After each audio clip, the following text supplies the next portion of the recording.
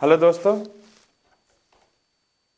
मैं नीतीश कुमार आप लोग को स्वागत करता हूं अगस्त्य जीएस पर।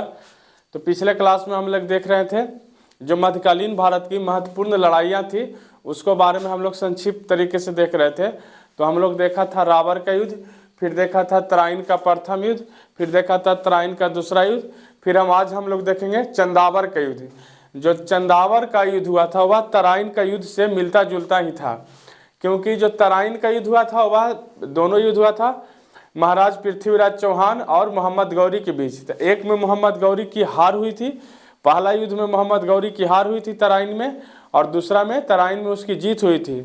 अब तो वह जो जीत हुआ था तो उसी जब वो दूसरा तराइन का युद्ध जीता तब वह दिल्ली सल्तनत पर मुगल साम्राज्य बोल रहा हूँ, मुस्लिम साम्राज्य की अपना स्थापना किया था, नींव डाला था। तो वो अपना उसका जो गुलाम था वो बात जीत कर वो अपने प्रदेश चला गया, और उसका एक गुलाम था कुतुबुद्दीन ऐबक जिसने गुलाम वंश की स्थापना किया था। तो उसी के बारे में आज हम लोग अगला युद्ध देखेंगे, चंदावर का युद्ध। तो जो चंदावर का युद्ध हुआ था, चंदावर का युद्ध इसको हम लोग 4 नंबर देंगे, 3 नंबर देख लिए थे, इसको हम लोग 4 नंबर देंगे। चंदावर का युद्ध,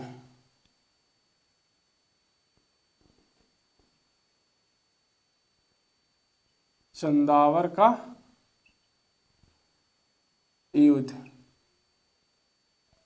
तो इसको बारे में जानेंगे।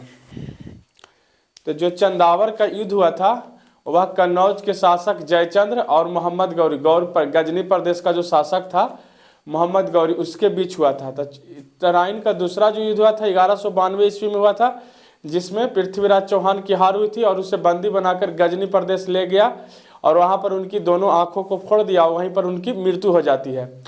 तो फिर 1194 ईस्वी में गजनी का जो शासक होता है मोहम्मद गौरी और जयचंद्र के बीच ये युद्ध होता है। जयचंद्र इसके बारे में कभी अपने सपने में भी नहीं सोचा होगा कि गौरी और हमारे बीच भी युद्ध होगा, क्योंकि उसी ने गौरी को गजनी प्रदेश से भारत आने पर निमंत्रण दिया था क्योंकि उसे पृथ्वीराज चौहान से दुश्मनी था, इसलिए वह गौरी को निमंत्रण दिया कि तुम दिल्ली पर हमला करो, हम तुम्हारे साथ रहेंगे, साथ देंगे। इस जयचंद्र इसलिए ऐसा किया क्योंकि जयचंद्र और पृथ्वीराज चौहान में दुश्मनी था।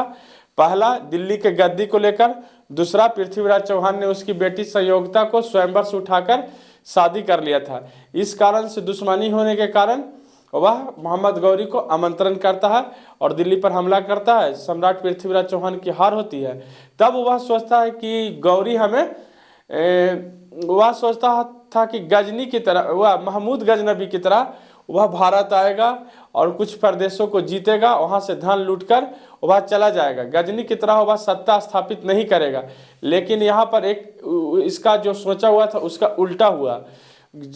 उसने ऐसा नहीं किया, उसने भारत पर रहकर भारत के प्रदेशों को जीता। मध्य भारत को जीतने के लिए उसने कुतुबुद्दीन ऐबक को सेनापति बनाया, और उत्तरी भारत यानी पूर्वी भारत को जीतने के लिए उसने बख्तियार खिलजी को सेनापति बनाया। जो बख्तियार खिलजी वही बख्तियार खिलजी है जब वह बिहार और बंगाल का अभियान कर रहा था, तब उसने बिहार जब आया तब उसने नालंदा विश्वविद्यालय को जला दिया था। मतलब बख्तियार खिलजी ही था जिसने विश्व का सबसे बड़ा विश्वविद्यालय नालंदा विश्वविद्यालय को जला दिया था, और उसी के नाम पर एक स्टेशन है, बख्तियारपुर एक स्टेशन उसी के नाम पर, और उसने एक शहर भी बसाया है बिहार शरीफ। चले इतना हरामी, मतलब ये सेनापति उसके इतना हरामी था, मतलब कि विश्व के सबसे बड़ा विश्वविद्यालय को जला दिया, और उसके नाम पर अभी भी स्टेशन है बख्तियारपुर जो बख्तियार खिलजी के नाम पर है। उसने एक शहर बसाया है बिहार शरीफ। बोला क्या जाए, तो यही हुआ था।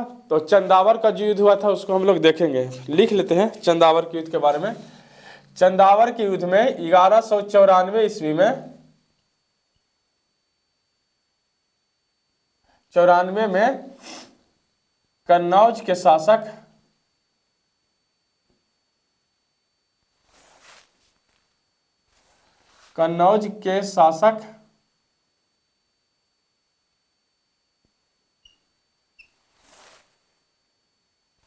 कन्नौज के शासक जयचंद और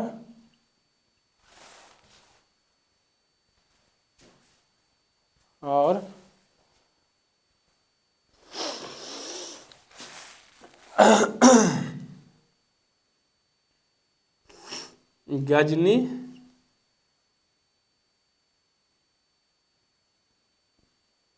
के शासक गौरी के बीच युद्ध हुआ, जिसमें गौरी की जीत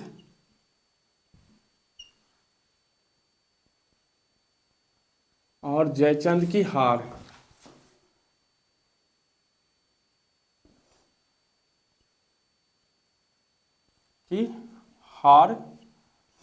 हुई। इससे ज्यादा बात याद करने का नहीं है।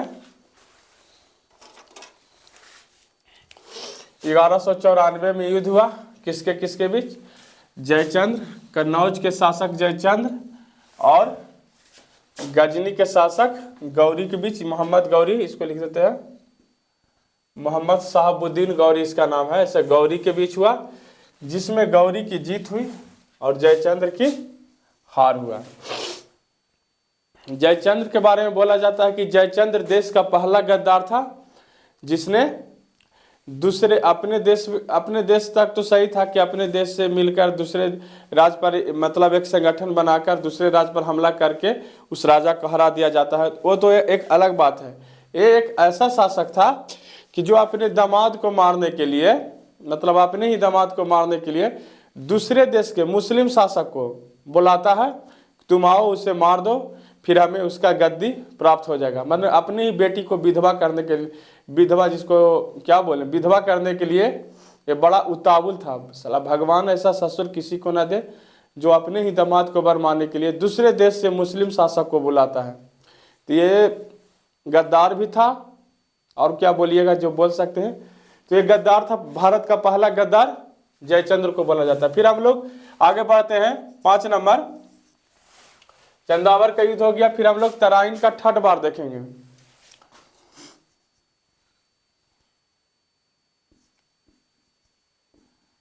तराइन का ठठ बार, जो तराइन का ठठ बार हुआ था वह इल्तुतमिश और यल्दौज के बीच हुआ था। इल्तुतमिश और यल्दौज के बीच हुआ था तराइन का ठठ बार। तराइन का ठठ बार इल्तुतमिश और यल्दौज में इसलिए हुआ कि यल्दौज जो था कुतुबुद्दीन ऐबक का गवर्नर था, नहीं, इल्तुतमिश जो था कुतुबुद्दीन ऐबक का बदायूं में गवर्नर था, और यल्दौज जो था गजनी प्रदेश में कुतुबुद्दीन ऐबक का सेनापति था। तो जब कुतुबुद्दीन ऐबक की मृत्यु हो जाती है, तब उसका बेटा आराम से गद्दी पर बैठता है, और कुछ दिनों के लिए गद्दी पर बैठता है। तो दिल्ली में उसको शासक स्वीकार नहीं करता और विद्रोह हो जाता है। तब आराम सा इल्तुतमिश को बुलाता है कि तुम इस विरोध को शांत करो। इल्तुतमिश आता है, उस विरोध को शांत करता है। इल्तुतमिश उसके खिलाफ आगे चल के विद्रोह करके युद्ध के मैदान में उसे हरा के दिल्ली का सुल्तान बन जाता है। तो इल्तुतमिश ही था जो दिल्ली सल्तनत का पहला सुल्तान उपाधि धारण करने वाला था, और इसने ही शरीयत के नियम, शरीयत के अनुसार, मतलब जो खलीफा होते थे उससे परमिशन लेकर शासन चलाने वाला पहला शासक और सुल्तान धारण करने वाला पहला शासक था। इससे पहले ना कुतुबुद्दीन ऐबक ना आराम शाह ने सुल्तान की उपाधि धारण की थी। तो इल्तुतमिश जब दिल्ली के गद्दी पर बैठता है, तब यल्दौज चाहता है कि मैं कुतुबुद्दीन ऐबक का सेनापति हूँ, और जो इल्तुतमिश है वह गवर्नर होकर भी दिल्ली के गद्दी पर बैठ गया। इसलिए यल्दौज और इल्तुतमिश में लड़ाई होता है। तो तराइन का तीसरा युद्ध में इल्तुतमिश यल्दौज को हराकर बंदी बना लेता है और उसकी मृत्यु कर देता है। तो लिखेंगे, यह लड़ाई इल्तुतमिश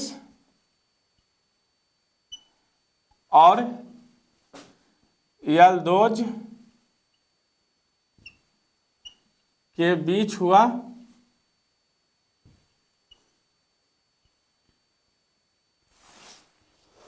हुआ जिसमें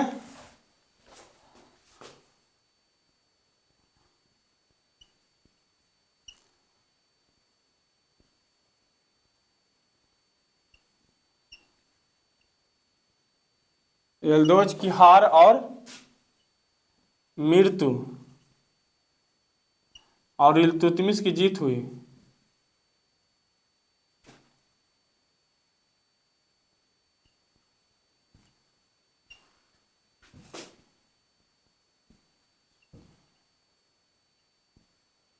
जीत हुआ।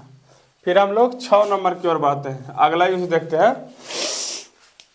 तो अगला जो युद्ध था वह पानीपत का प्रथम युद्ध था। जो पानीपत का प्रथम युद्ध था वह किसके किसके बीच हुआ था, बताइए आप लोग कि पानीपत का प्रथम युद्ध कब और किसके किसके बीच हुआ था। पानीपत का प्रथम युद्ध, पानीपत का प्रथम युद्ध कब और किसके किसके बीच हुआ था। कब? हाँ, 1526 में हुआ था। किसके किसके बीच? हाँ, इब्राहिम लोदी और बाबर के बीच। बाबर कहाँ का रहने वाला था? कहाँ के? हाँ, समरकंद या फरगाना। तो जो उस समय जब ये था तो उससे समरकंद भी छीन गया था, फरगाना भी छीन गया था। तो वह पहाड़ी इलाका में रहता था। उसे इतना गरीबी देखा था जिसका कोई अंत नहीं था। इसलिए वह जब राणा सांगा उसे आमंत्रण भेजता है कि तुम आओ दिल्ली पर हमला करो, हम लोग साथ देंगे। और राणा सांगा इसलिए आमंत्रण भेजते हैं कि बाबर आएगा लूट कर चला जाएगा। लेकिन यहाँ भी गलत होता है। यहाँ भी जो राणा सांगा सोचे थे वह नहीं हुआ। यहाँ भी वह यहाँ आकर बस जाता है गौरी की तरह। गौरी तो कुछ हद तक के लिए चल भी जाता है, उसका गुलाम यहाँ बस जाता है। लेकिन राणा सांगा जो इसको बाबर को बुलाते हैं दिल्ली पर हमला करने के लिए, तो वो सोचते हैं कि बाबर यहाँ आएगा हमला करके जीत कर चला जाएगा। लेकिन वह नहीं आया और उसने एक नया वंश का शुरुआत किया, मुगल वंश का शुरुआत किया, जो सला अंतिम तक चलता रहा। भारत से अंग्रेज तक चला और उसकी जो पुश्तें थी वह भारत में जब आंदोलन हुआ था तो बहादुर शाह जफर थे वह भारत की आज़ादी में अपना भाग भी लिए थे। तो मुगल वंश का स्थापना किया था। तो पानीपत का जो प्रथम युद्ध हुआ था वह युद्ध हुआ था दिल्ली के सुल्तान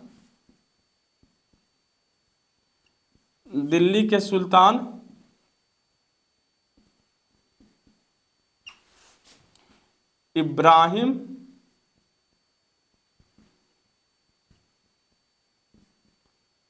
लोदी और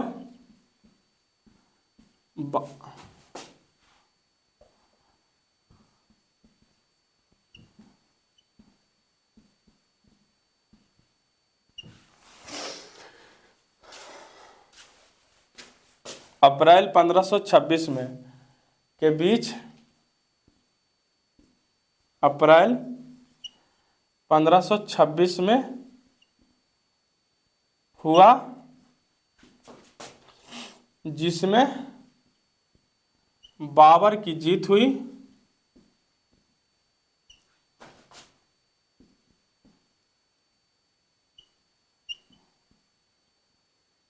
और लोदी की हार हुई।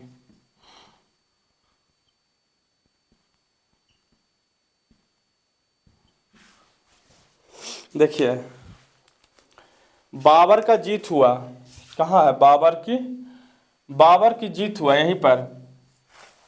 बाबर की जीत हुआ और दिल्ली सल्तनत पर और दिल्ली की गद्दी पर एक नया वंश आया। गद्दी पर एक नया वंश की स्थापना हुआ।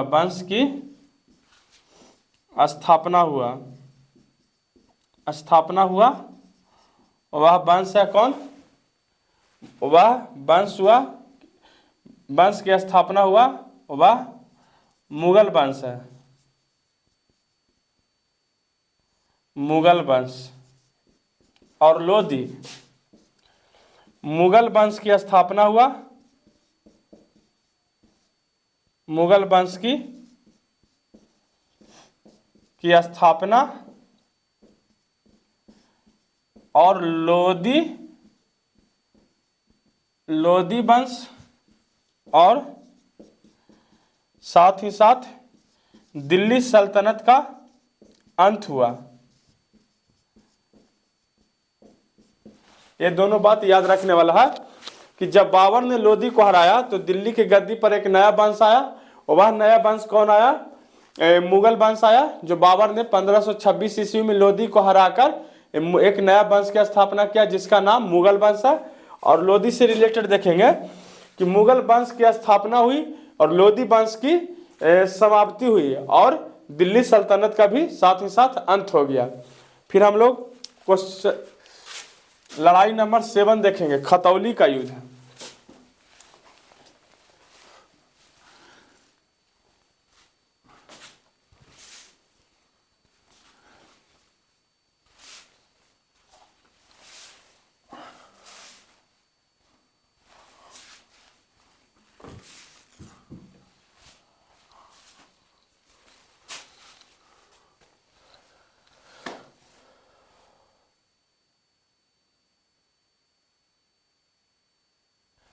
और इब्राहिम लोदी मध्यकालीन भारत का एकमात्र सुल्तान था जो युद्ध क्षेत्र में मारा गया था।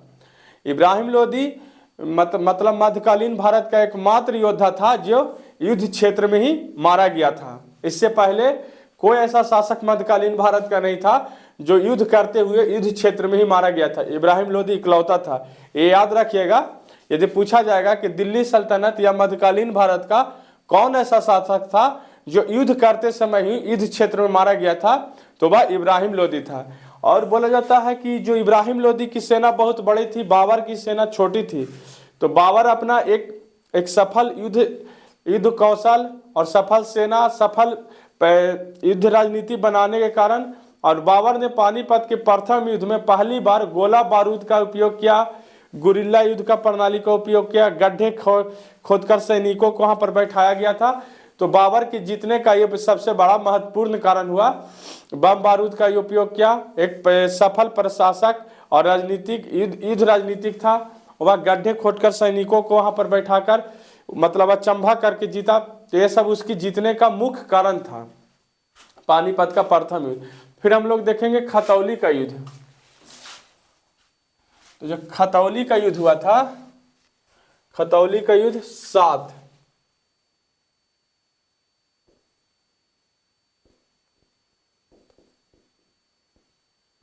खतौली का युद्ध, यह युद्ध इब्राहिम लोदी और राणा सांगा के बीच हुआ था, जिसमें बाबर के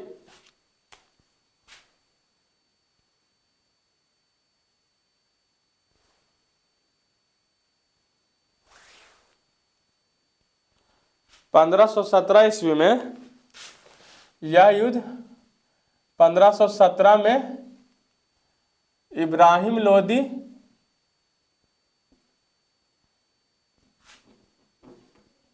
और राणा सांगा के बीच हुआ।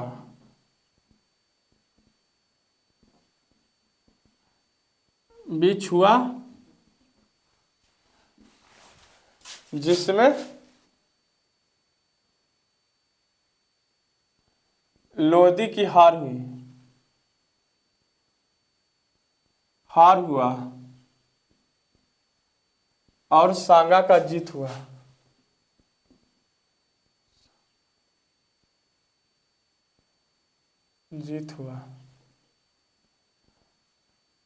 फिर हम लोग आगे देखेंगे खानवा का युद्ध।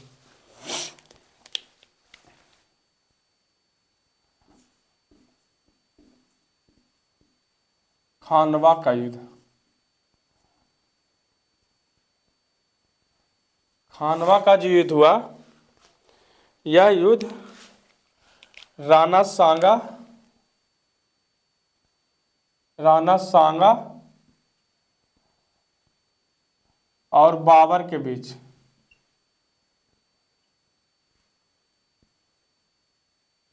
जिसमें बाबर की जीत और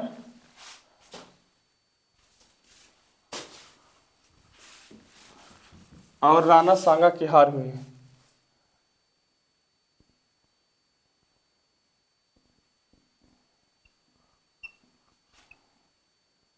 हार हुई। फिर हम लोग अगला युद्ध देखेंगे।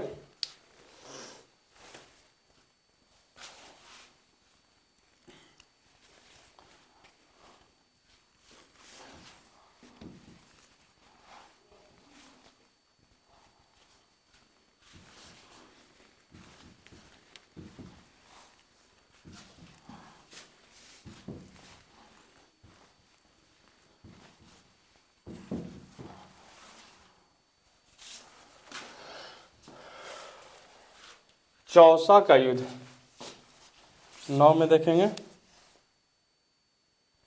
चौसा का युद्ध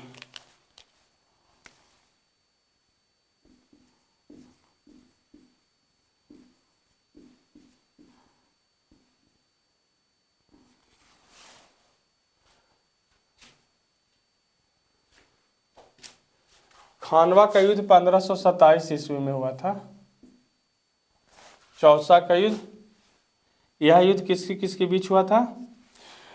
यह युद्ध के बारे में बोला जाता है कि जी यह युद्ध हुआ था 1539 ईस्वी में। जो चौसा का युद्ध हुआ था यह 1539 ईस्वी में हुआ था। इस युद्ध के बारे में बोला जाता है कि शेर शाह को बोला जाता है कि शेर शाह में सिंह जैसा बहादुरी और लोमड़ी जैसा चालाकी था। लोमड़ी जैसा चालाक था शेर शाह। सिंह जैसा बहादुर और लोमड़ी जैसा वह चालाक था, क्योंकि जब हुमायूं बंगाल पर आक्रमण करने जा रहा था तो शेर शाह उस समय उसको हमला नहीं किया।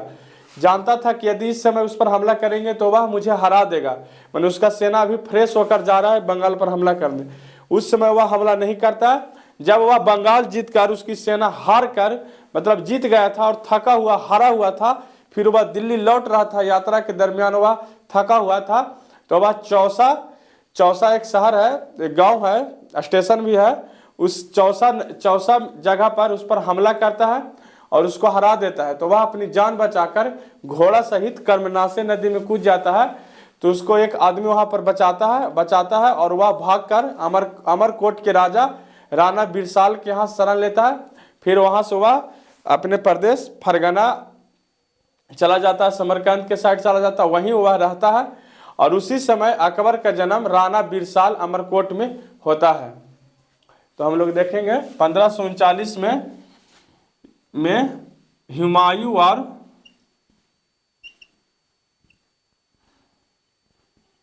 शेर शाह के बीच यह युद्ध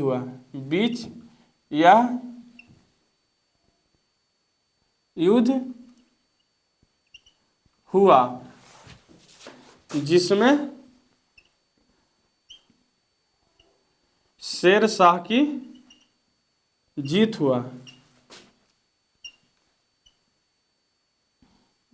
हुआ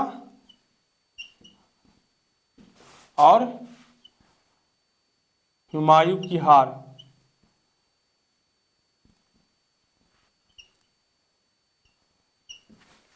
इसी युद्ध के जीतने के बाद शेर शाह ने एक उपाधि धारण किया था।